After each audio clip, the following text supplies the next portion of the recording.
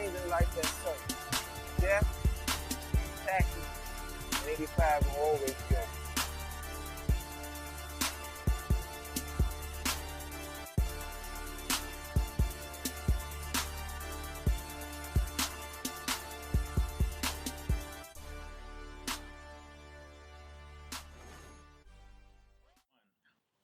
Welcome to New Stripe City, a podcast for diehard Bengals fans. I'm your host, Ace Boogie. And first of all, guys, if you haven't, make sure you subscribe to the podcast. Make sure you also subscribe to our YouTube page. For those who are only listening, we also have visual, and you can catch us on New Stripe City Live every Sunday, usually at 11. So you can subscribe there, and you'll get a notification letting you know when we're live. So if ever you're trying to have your New Stripe City fix and talk Bengals, we're on there. And we're also going to start trying to answer questions on there as well. So make sure you check us out. But as you know, follow us on Twitter at New Stripe City. You can follow our Facebook page. Make sure you give us a like. We also release content there. And of course, you can catch us at newstripecity.com. So with that being said, we're going to talk about a couple of things today. If you may have noticed, if you do follow some of our stuff, we actually dropped an article comparing Carson Palmer and Andy Dalton. I'll talk a little bit about that today. I'll also talk about some things that are going on with the Bengals. So first we'll get into the whole, Carson Palmer versus Andy Dalton thing. And if you haven't checked out the video, it's on my YouTube page on New Stripe City. I do a breakdown of the comparison between the two, but I also have an article on newstripecity.com that got a lot of traction this week too. But basically, the main point of the article is Andy Dalton gets a lot of criticism from not only Bengals fans, but from the national media, and it seems like Carson Palmer has always, in a sense, been considered, I guess, somewhat of a savior of Cincinnati, or was considered a guy that didn't reach his potential because of the Cincinnati Bengals. And, to me, it's just never been fair as far as how each of them are viewed, in my opinion. But I wanted to dig a little deeper, and I uncovered some stats. And, I go into more specifics about the numbers on those videos and in the articles. But point blank period, it basically shows that Andy Dalton has essentially been better than Carson Palmer during his time here with the Bengals.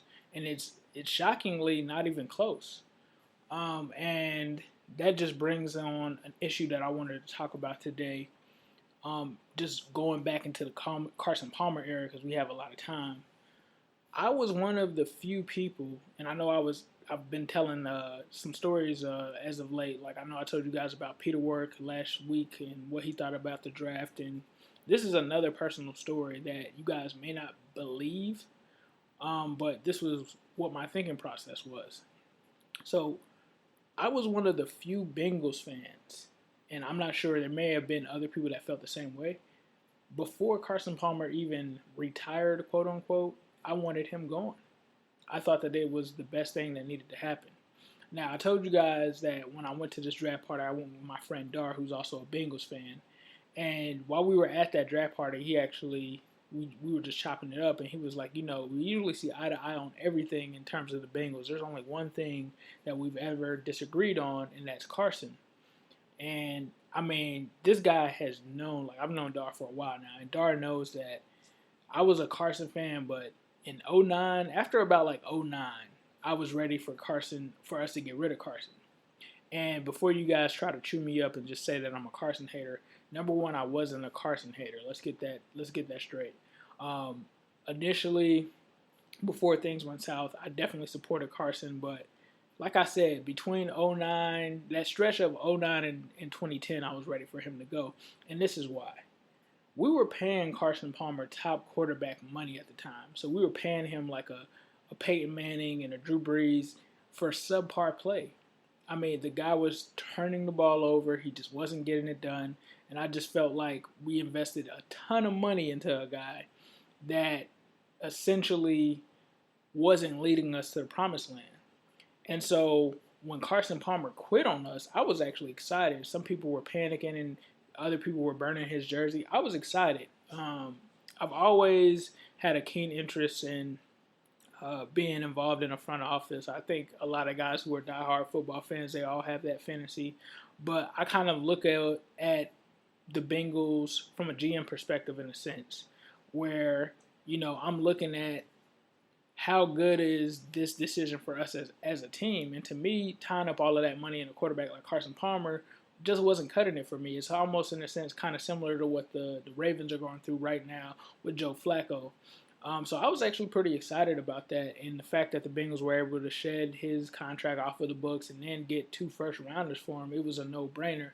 But honestly, like when you look at what Andy Dalton has done, what he's accomplished, he's been better than Carson Palmer, and I think that people need to acknowledge that he's such a polarizing guy by the local media, by the regular media, whether it's ESPN. It's like they always try to gang up on the guy, but Carson Palmer was supposed to be the best thing ever, and it just kind of shows how the media has their preferences. The only thing that I can think about that's a difference between Carson Palmer is Carson Palmer was a guy who won the Heisman. He went to USC, so in a sense, he's supposed to be your prototypical quarterback. He's what a prototypical quarterback is supposed to look like with those accolades, being 6'5", 240. He was a West Coast guy.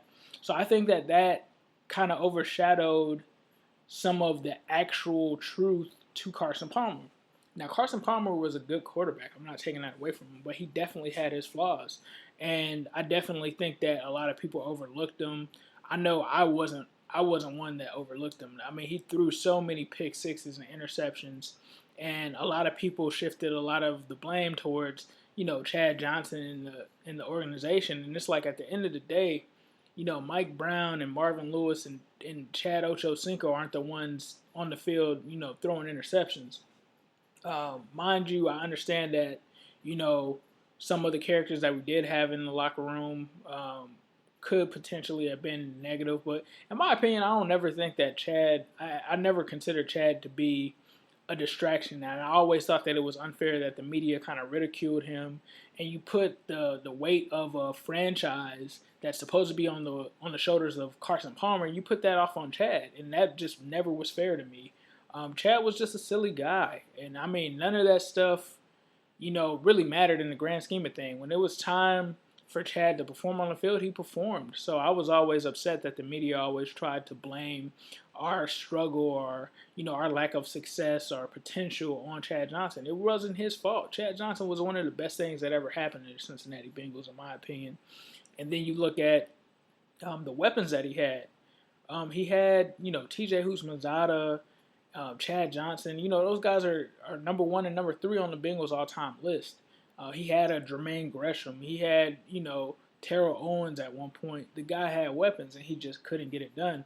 Andy Dalton has never had, even though he's had some pretty good weapons, he's never had great weapons like that. Okay? I don't think that you can compare Mohamed Sanu and Marvin Jones to TJ Houshmandzadeh and Chris Henry, in my opinion. I just don't think that it's the same ballpark. You're talking about a guy in TJ, I believe he almost had like 100 receptions one season. So, those were just some of my overall thoughts. And I just think that we have to get behind Andy. I mean, it's almost crazy for people to be out here saying that, AJ McCarron needs to replace the guy. That's almost asinine. You go and look at the actual record and what he's done. You can't really complain about the guy. Like, yeah, there are certain aspects of his game or, certain things such as the playoff game or the playoff win that he hasn't done. But, I mean, that's the situation with a lot of quarterbacks, man. And I think that me going from being a guy that was pro Andy to around 2014 kind of jumping on Andy and being critical of him, I think in 2015 he proved that he basically acknowledged that he needed to cut down his turnovers and make better decisions. And that's all I really wanted from him. I mean, what else can you really say about the guy? He does things the right way. He's not gonna be Aaron Rodgers. And I'm not saying that he can't, do something like that, but he's just not gonna really be that guy. But he can still, in my opinion, end up being an elite quarterback. I think all you need to see for Andy Dalton to be an elite quarterback is to match kind of his 2013 touchdown output with his 2015 and 2016 interception output. And that's, the higher end of 30 plus TDs and, under 10 interceptions. And I think that he can do that. I don't think that that's, far out of the realm of him being able to do that. And that's the thing, we talk about elite quarterbacks, and that term gets loosely thrown out there. And I listen to some of these local guys, and they talk about how there's so many quarterbacks better than Dalton. Are there really? Like, I really don't think that there are many quarterbacks that are better than Dalton like that in the NFL. And some of the guys get away with certain things just because they have the hardware, which I respect. Yes, you have a championship ring that definitely holds weight in the NFL and at the quarterback position. But let's just be real now. Like, do we really think that Eli Manning is that much better than Andy Dalton? Or is he better than Andy Dalton at all? Like, Eli Manning has had games where he'll throw 4 and 5 interceptions like it's nothing, right? Eli Manning has somewhat struggled and been inconsistent for the Giants, even with, Odell Beckham Jr. and all of these weapons. Now, we can't take away from the fact that Eli won 2 Super Bowls, but, like, if you were to tell me today, would you rather have Eli Manning or Andy Dalton? I'm going with Andy Dalton, and it's not. I'm just talking off of not taking into account Super Bowl rings, which clouds a lot of people's judgment. I'm taking Andy Dalton. I'm taking Phillip Rivers too. They came out in the same draft class, but the only difference between Phillip Rivers and Eli Manning is that Eli Manning has the rings, and I understand that. But then you look at Joe Flacco. Is Joe Flacco really a good quarterback just because he had a hot run of games? That makes him a great quarterback? It's just, I don't know, man. To me, I think that Andy Dalton is a very good quarterback. A lot of people try to say Alex Smith and all of this. He's better than Alex Smith. The guy has led an offense in 2013 that put up 40-plus points 4 times. When has Alex Smith ever done that? I think the only time Alex Smith put up 40 points, I almost can remember the exact moment. Now, I'm not a Chiefs fan, but the only thing that sticks out of my head was that crazy playoff game between him and Andrew Luck. And that's it. But yeah, man, I just think that Andy Dalton, I'm not trying to get off on a tangent or anything, but I think that people need to be a little bit more realistic. And for me, it's a little bit different because I live in Florida. And, the closest team to where I'm at is the Jacksonville Jaguars. And you talk about a guy like Blake Bortles that's throwing, 18 to 20 interceptions a year. And then before that, I was here when the Miami Dolphins had Cleo Lemon as their starter. Cleo Lemon. So I think Andy Dalton is definitely going to end up, and if you look at that article, you'll see the numbers. He's going to end up being possibly the best, statistically at least, because that's you can kind of argue that just because Ken Anderson has the MVP, but he can end up being the best Bengals quarterback statistically of all time in the next couple of seasons. So before you judge Andy and everything like that, just go and look at the numbers, man. And it's not even just about the record. Look at what he's doing on the field. The guy had 19 less interceptions than Carson, and nearly has as many passing yards in him in 6 seasons as Carson did in 7. So I mean, the numbers just don't lie, man. The numbers don't lie, and I hear people saying, "Well, mechanically and talent-wise, he's a better quarterback." I don't want to hear about talent, bro. Like, I really don't want to hear about talent because he was very talented at throwing pick sixes and interceptions too. Talent does not mean much in the NFL if it doesn't match with the production on the field. You can always have talent. Jamarcus Russell had talent. Did it translate to the field? No. And that's the thing. I think Carson is definitely a good quarterback, but he's a guy that, just like he showed last year, the year before, 2 years ago, he can have, a somewhat MVP-type season, and then the next year he's back to throwing 17 to 18 interceptions, right? And you got a loaded team over there in Arizona, so there's really no reason not to be competing in and out of that division every single year. But, let's give Andy some support, man. I think that the sky's the limit for this guy. Even looking back at last year, a lot of that stuff wasn't Andy's fault. He's running for his life majority of the time last year. He still threw for 4,000 yards with new receivers. Come on, man. But as always, throw some comments in the comment box. Make sure you guys subscribe.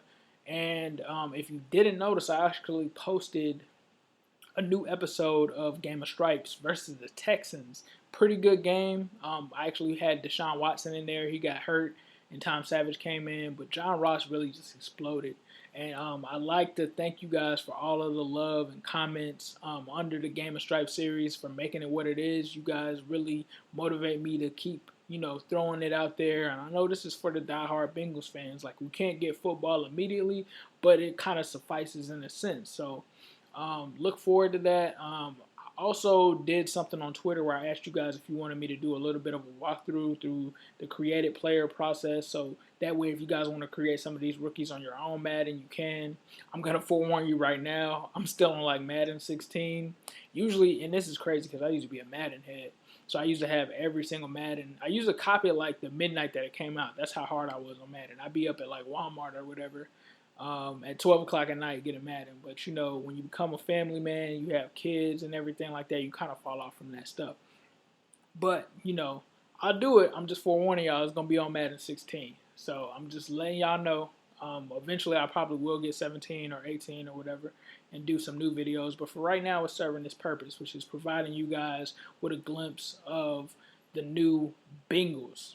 So, yeah, man, make sure you guys leave some comments on there. I'm thinking of who the next opponent should be. So if you have an opponent in mind that you're thinking of, definitely drop it in the comment box if you're on the YouTube page. If you're not on the YouTube page, you can either tweet me your suggestion at New Stripe City, and we can go from there. But definitely check it out. I really think that it's something that's pretty cool. Seeing how they react. And I also have been thinking about doing the simulated season, but I really don't want to do it just because my Madden copy is so old. It's like, it's not going to be a true indicator of what's really going on, I guess, in a sense. And I say that just because there's like coaching changes and all kind of changes. So that would be kind of bootleg to do it that way. But, let me know what you guys' thoughts are. But as always, guys, I'll leave you with a who day, all day, every day, and especially on Sunday. Always business. Never personal. Here's the 3rd and 7. And the carry goes down the field. And it's caught and breathes in for the touchdown. Two things in life that suck: death, taxes, and 85 will always be